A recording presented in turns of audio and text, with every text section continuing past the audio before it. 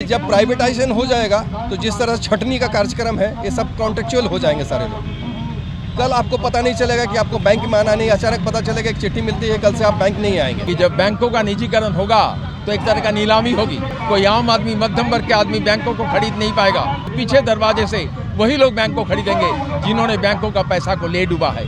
सरकार चाहती है कि हम अपने पूंजीपति साथियों को मेहुल चोशी, अडानी, अंबानी इनके हाथ में देकर फिर से वही पूंजीपति व्यवस्था को ले आए। बैंकों को निजीकरण करने के पीछे जो ऋण इन्होंने ले रखा है सरकार, उसका ब्याज बहुत काफ़ी ज़्यादा है।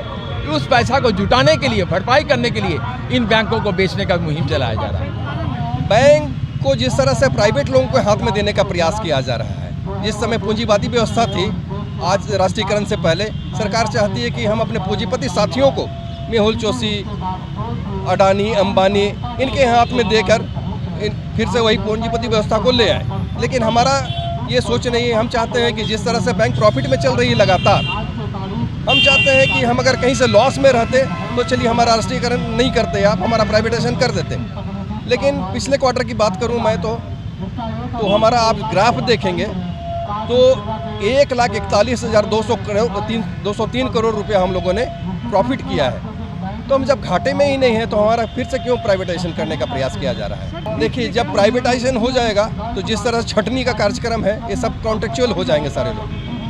कल आपको पता नहीं चलेगा कि आपको बैंक में आना नहीं, अचानक पता चलेगा एक चिट्ठी मिलती है, कल से आप बैंक नहीं आएंगे। अभी लगातार बैंकों में रिक्तियाँ बढ़ी हैं, जहाँ हमारे स्टाफ रिटायर कर रहे हैं उनके जगह में भर्ती नहीं हो रही। देश में बेरोजगारी लगातार बढ़ रही है, पढ़े लिखे नौजवान राज्य शहर में घूम रहे हैं इधर से उधर।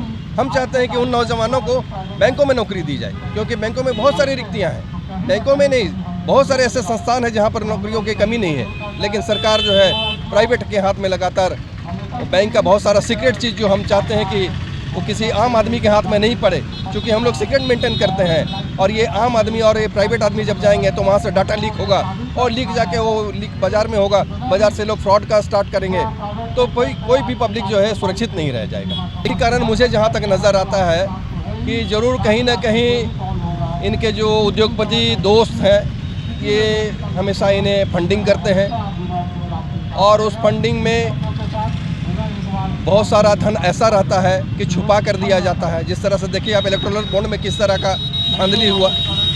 तो सरकार के पास जो चंदे आ रहे हैं वो किसी को सार्वजनिक नहीं करते हैं लोग, जबकि वो चंदे जो है कहीं ना कहीं उद्योगपति घराने से आ रहे हैं। और सरकार चाहती है कि उन्हीं के हाथ में सोचकर सारा बैंकिंग प्रणाली को हो, रेलवे को हो, सारा चीज़ को गिरवी रखकर उनसे आप पूंजी वसूली करें और मनमानी खेल खेलें।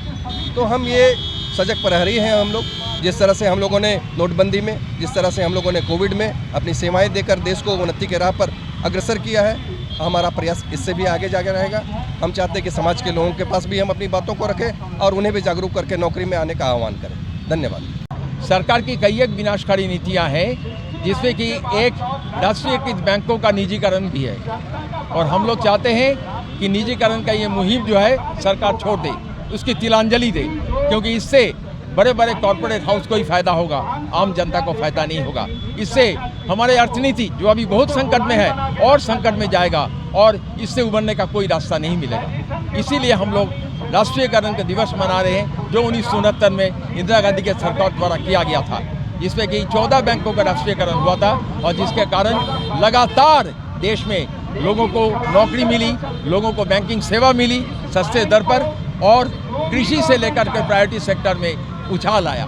कि जब बैंकों का निजीकरण होगा तो एक तरह का नीलामी होगी और उनके पास इतने पैसे हैं कि नीलामी में सबसे आगे रहेंगे। कोई आम आदमी, मध्यम वर्ग के आदमी बैंकों को खरीद नहीं पाएगा। बड़ी राशि की ज़रूरत है और वो राशि के मालिक वो हैं।